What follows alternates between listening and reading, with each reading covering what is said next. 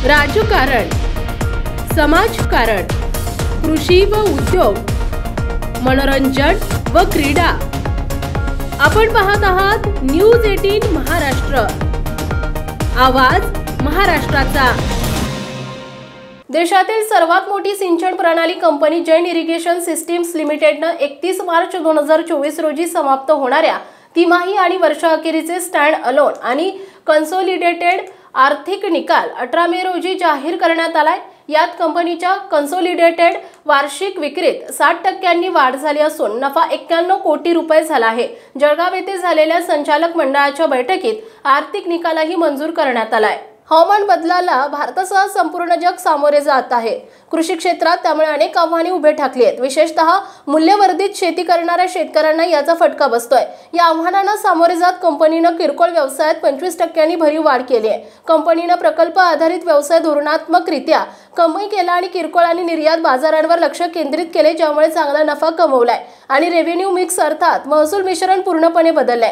कापसासारख्या महत्त्वाच्या वस्तूंच्या बाजारभावात घसरण झाल्यामुळे शेतकऱ्यांच्या आर्थिक स्थितीत त्याचा दुष्परिणाम दिसू शकतो।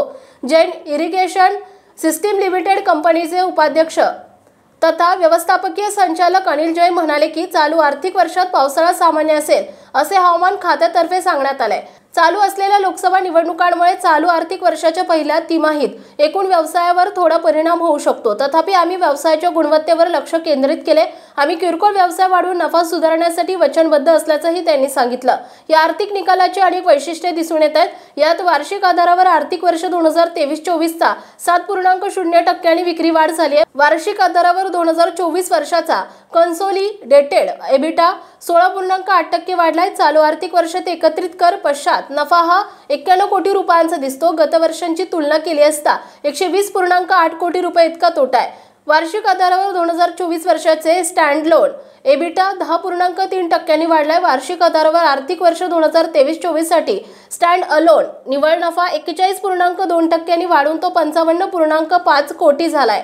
सध्या कंपनीच्या हातात एकत्रित आधारावर 1925 कोटींच्या ऑर्डर्स आहेत, ज्यामध्ये हायटेक ॲग्री इनपुट उत्पादन व्यवसायाच्या 383 कोटी रुपयांच्या, प्लास्टिक विभागाच्या 471 कोटी आणि कृषी प्रक्रिया विभागाच्या 1071 कोटी रुपयांच्या ऑर्डर्स समाविष्ट आहेत। आपण पाहताय न्यूज 18 महाराष्ट्र, आवाज महाराष्ट्राचा।